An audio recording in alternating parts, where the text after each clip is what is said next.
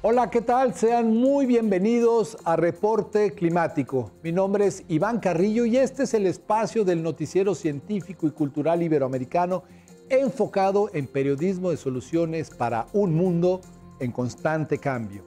Cada semana invitamos a algún especialista de la región para abordar las causas, consecuencias y oportunidades frente al mayor desafío de nuestro tiempo, la alteración del clima. Dicho fenómeno impacta en todos los ámbitos que imaginemos, incluida la salud. Nos referimos no solo a la salud humana, sino a la de todo el planeta. Y para profundizar en este concepto, hoy nos acompañará Carol Perelman. Ella es química, farmacéutica, bióloga y divulgadora de la ciencia. Creció en el seno de una familia judía donde le inculcaron el valor del Tikkun Olam, cuyo significado literal es reparar el mundo. A partir de esta consigna, Carol ha aprovechado las redes sociales para posicionar la necesidad de una salud planetaria y demostrar por qué ignorar el cambio climático es irresponsable y peligroso. Les invito a ser parte de esta conversación al regresar de nuestro recorrido global por las noticias del clima. Cerca de la mitad de las especies migratorias protegidas por instrumentos internacionales están en vías de extinción a un ritmo alarmante, según el mayor informe sobre el tema realizado hasta la fecha. Con el apoyo de la Organización de las Naciones Unidas, el análisis encontró que 51% de las áreas clave para la sobrevivencia de los animales migratorios no tienen un estatus de conservación y casi 3/5 partes de este tipo de sitios experimentan presiones humanas a una escala insostenible. Las especies migratorias desempeñan un papel esencial en el mantenimiento de los ecosistemas del mundo. Polinizan las plantas, transportan nutrientes clave, controlan plagas y ayudan a almacenar el carbono. La sobreexplotación y la pérdida del hábitat son las dos principales amenazas que enfrentan estas formas de vida. Sin embargo, otros factores como el cambio climático, la contaminación y la introducción de especies invasoras están acelerando su desaparición.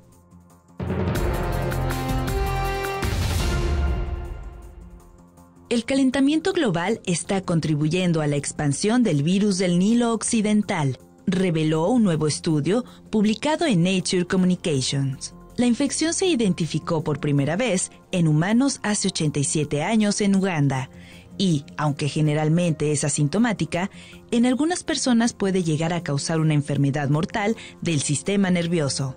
Científicos de la Universidad Libre de Bruselas notaron en los últimos tiempos un incremento de casos en Europa y lo atribuyeron al cambio climático.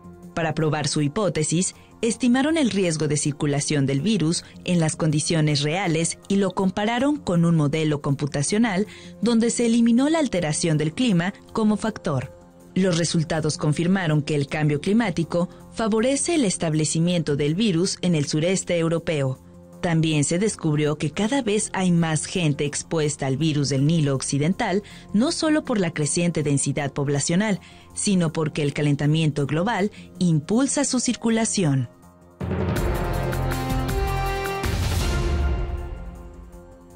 El pasado 14 de enero, el buque científico ARC Simón Bolívar llegó a la Antártida tras un recorrido de más de 6.000 millas náuticas que inició en el puerto de Buenaventura, Colombia. Mediante un comunicado oficial, el presidente de ese país, Gustavo Petro, dijo que la embarcación explorará en el continente blanco las matemáticas del cambio climático y señaló que si la Antártida se derrite, el nivel del mar podría subir 10 metros. 10 metros significa que muchísimas ciudades costeras del mundo tienen que retroceder, incluidas las colombianas, si no somos capaces de detener esta crisis, advirtió el mandatario. Con 83 metros de largo y 16 de ancho, el ARC Simón Bolívar es el barco más grande de la historia construido en Colombia. Entre sus 94 tripulantes actuales se encuentran investigadores de diversas disciplinas, quienes durante 3 meses estudiarán fenómenos como la contaminación por microplásticos y de qué manera el aumento de temperaturas está afectando al llamado refrigerador del mundo y a su biodiversidad.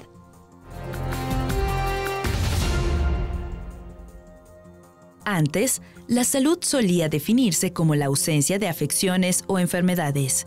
Hoy en día, se le considera un estado completo de bienestar físico, mental y social, el cual depende de nuestra biología, estilo de vida, acceso a atención sanitaria y un medio ambiente en equilibrio. Para Carol Perelman, si las personas deseamos salud, primero debemos reconocer a la tierra como un paciente que requiere ayuda en forma de soluciones a los problemas que nosotros mismos hemos generado.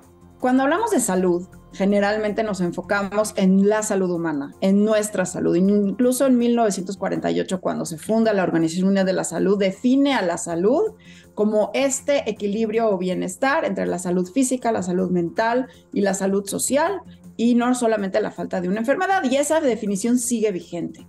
Pero nos hemos dado cuenta a lo largo del tiempo que se requiere mucho más que solamente hablar de mi salud o incluso de salud pública.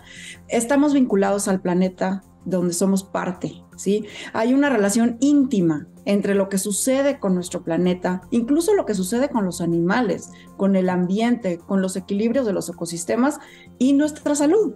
Y cada año, cada día, cada mes, cada vez que estamos pasando y vemos este planeta en esta triple crisis planetaria que habla no nada más del cambio climático, también del aumento de los contaminantes y también de la pérdida de la biodiversidad, vemos cómo nuestra salud está todavía más vinculada, cada vez se hace más aparente. Recientemente la NASA confirmó al 2023 como el año más caliente desde que existen registros.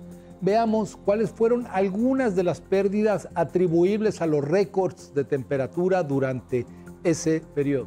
Lo que hace el cambio climático es no nada más elevar la temperatura, por ejemplo, del ambiente y de la superficie de los mares, que este año vemos que tiene 1.3 grados más alto que normal, haciendo los climas extremos como los huracanes y las tormentas mucho más severas. También, por ejemplo, provoca sequías. Y estas sequías pueden provocar golpes de calor o pueden estas sequías provocar una inseguridad alimentaria. Luego vemos estas tormentas más fuertes, como vimos el año pasado en Pakistán, donde 1/3 del país fue inundado y entonces empezamos a ver casos de malaria. Y entonces mosquitos que generalmente veíamos en zonas tropicales, de pronto están llegando a ciudades con una altura, como por ejemplo en Lima. En Perú hubo un brote importante de enfermedades transmitidas por vectores como mosquitos, precisamente como efecto de cambio climático. Entonces cambian los alergenos, cambian los vectores, cambia el comportamiento de los animales y todo esto del cambio climático hace que también podamos tener incendios. Y entonces estos incendios en Canadá que llenaron de esta nube naranja a Nueva York y tiene un impacto en la salud. En 1993 el médico noruego Per Fugelli dijo: el paciente tierra está enfermo. Fue entonces cuando comenzó a gestarse el concepto de salud planetaria.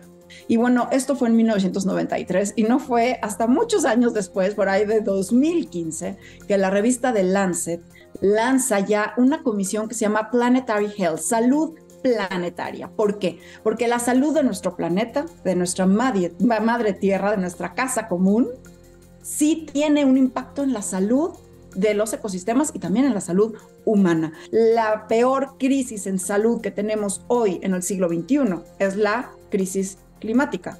Están vinculados, ahí están. Y entre más lo platiquemos, tú, yo, quienes nos escuchan, con nuestros familiares, vecinos, amigos, y más insistamos en que este es un tema prioritario, porque de ello también depende nuestra permanencia en el planeta. ¿Cómo la conocemos? Entonces poco a poco va a ir permeando como una necesidad. Afortunadamente, espacios como las cumbres mundiales del clima están atendiendo el llamado.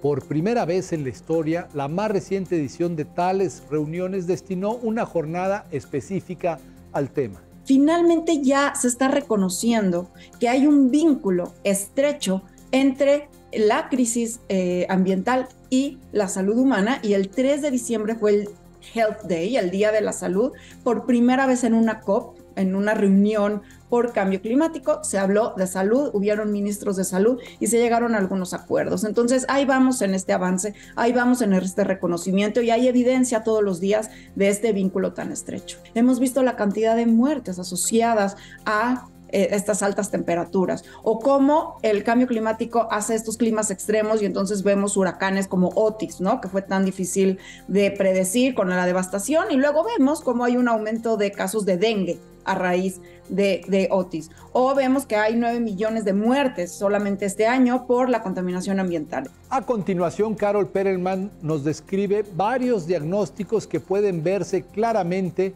en el planeta Tierra. Claro, bueno, empezamos quizás por el a veces más difícil de vincular con nuestra salud, que es la pérdida de la biodiversidad, ¿no? Todos los días, todos los años, estamos perdiendo algunas especies de plantas, de hongos, incluso de bacterias, incluso de animales, que vamos perdiendo y se van extinguiendo. Y esto no nada más rompe los ecosistemas, y eso tiene un impacto en nuestra salud, sino que también los ecosistemas son parte del equilibrio natural que tiene la Tierra. Y entonces el perder ciertas especies eventualmente puede tener un impacto pues en nuestra seguridad alimentaria o en posibles futuros medicamentos o simplemente en el disfrute del medio ambiente, que también la salud mental, el poder estar al aire libre, el poder convivir en ambientes sanos, también nos da cierto equilibrio, cierto pues placer. Y eso también es salud, ¿sí? Entonces el poder estar, poder bucear, poder ir al mar, poder ver ecosistemas completos, sanos, en equilibrio, poder estar en la naturaleza, en un bosque y poder ver todo esto también es un disfrute que perderíamos si empezamos a perder piezas de este gran rompecabezas que es la biodiversidad. Otro problema innegable en todo el globo es el asunto de la contaminación, que cada año cobra la vida de al menos 9 millones de personas. Plásticos, los microplásticos. Ya sabemos que en prácticamente todos los alimentos, en todo lo que estamos consumiendo, incluso respirando, tenemos micropartículas de plástico que estamos todo el mundo consumiendo, y esto puede tener un impacto en nuestra salud, porque por supuesto que, bueno, como decía Paracelso, la dosis hace al veneno, ¿no? Entonces, bueno, pues podemos estar consumiendo todo el tiempo y la contaminación tiene un impacto en nuestra salud, desde el mercurio que puede estar en los peces hasta la contaminación ambiental que tiene metales pesados como arsénico, como plomo, que tiene un impacto en nuestra salud. Con todo esto, no es de extrañar que haya surgido una condición denominada ecoansiedad, que se provoca cuando las personas se angustian por tener que pensar en esta triple crisis ambiental que tenemos. Entonces, lo que también queremos es no nada más, obviamente, hablar de este tema, sino decir que sí podemos mucho que hacer, porque sí tenemos cada uno de nosotros una misión cósmica, más allá de levantarnos y cuidar nuestra salud y tomar un multivitamínico o hacer ejercicio, que es fundamental. También tenemos que procurar la salud del planeta, y si quieres hablamos más adelante en algunos pequeños cositas que todos los días todos podemos ir haciendo para poder mitigar este impacto, porque obviamente no queremos crear ecoansiedad.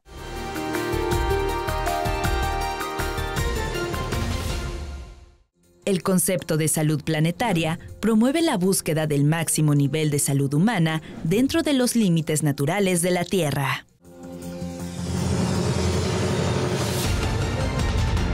El conocimiento es clave para poder cuidar la salud planetaria y por ello resultan indispensables las labores de comunicación como la que realiza Carol Perelman. Iván, porque finalmente conocemos la problemática, sabemos que existe, y parte de la comunicación y del periodismo de ciencia y de la divulgación de la ciencia busca eso, llegar a las personas a decir: por si no lo sabías, existe un problema.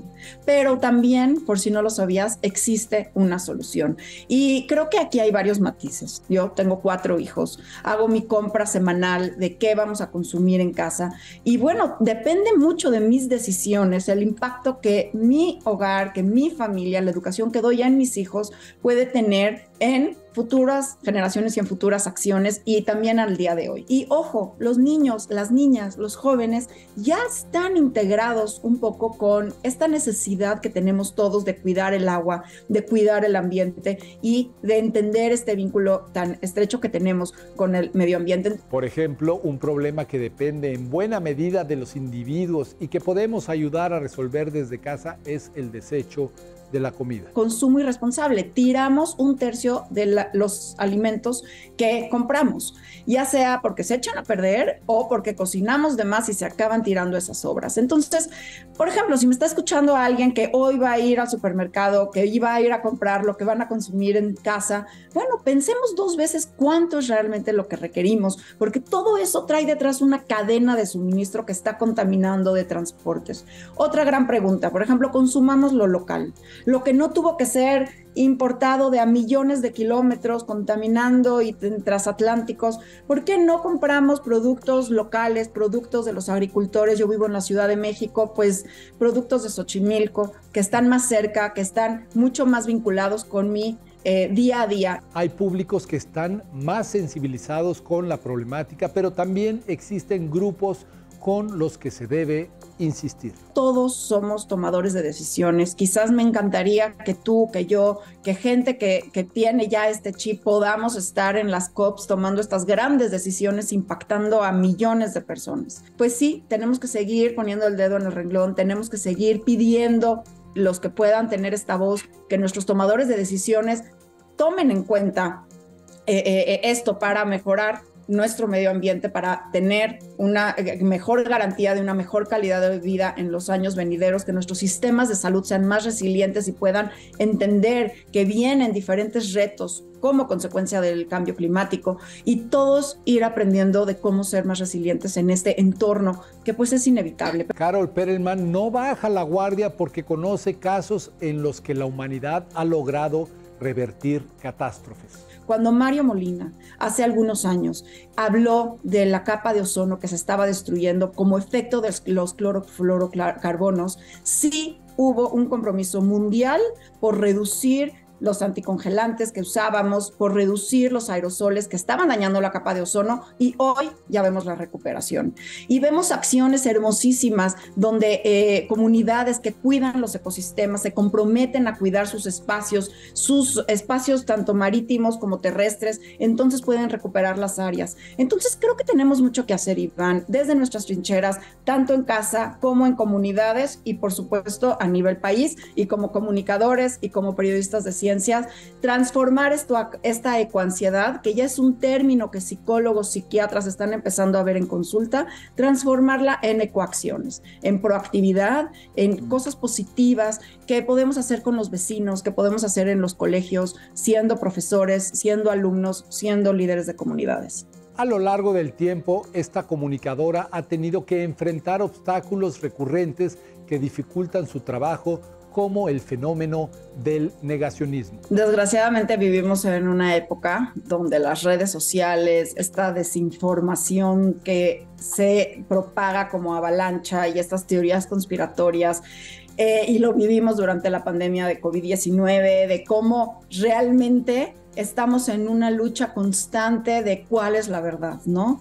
Y entonces yo invito a quienes nos escuchan a, pues, ver la evidencia. Finalmente la ciencia es una luz que nos alumbra en los momentos más oscuros, ¿no? Y un ejemplo como la vacuna, ¿no? Tan fantástica, que ha evitado la muerte de millones de personas desde que pusimos la primera vacuna de viruela hace más de 100 años, ¿no? Y gracias a la vacuna es que se ha reducido la incidencia de muchas enfermedades, incluso hemos tenido una mayor longevidad gracias a la vacuna.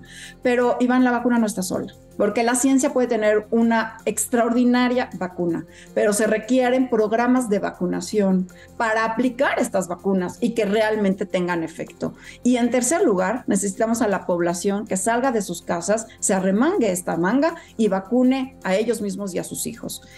Requerimos los 3 factores. Entonces, ahí está la ciencia. En el proceso también son necesarios los líderes de opinión, quienes pueden promover en diferentes esferas la toma de decisiones informadas. Y por ello es bien importante la opinión pública, el que sigamos platicando de esto, porque tenemos que llegar a los tomadores de decisiones para que todo esto se vuelvan políticas públicas y podamos llegar a estas decisiones más allá de nada más saber que existen soluciones. Y luego necesitamos a los ciudadanos, necesitamos a cada una de las personas, de los terrícolas, como responsables de este mundo, que finalmente llegamos de invitados igual que las jirafas, ¿no? Y que incluso las bacterias llevan mucho más tiempo en la tierra que nosotros y que los hongos, y que creo que le debemos a nuestra madre tierra este regreso a los orígenes, a cuando nuestros antepasados en la cosmovisión mesoamericana le pedían permiso a la montaña para pisarla, y hoy en día vemos a las montañas como un recurso que podemos usar,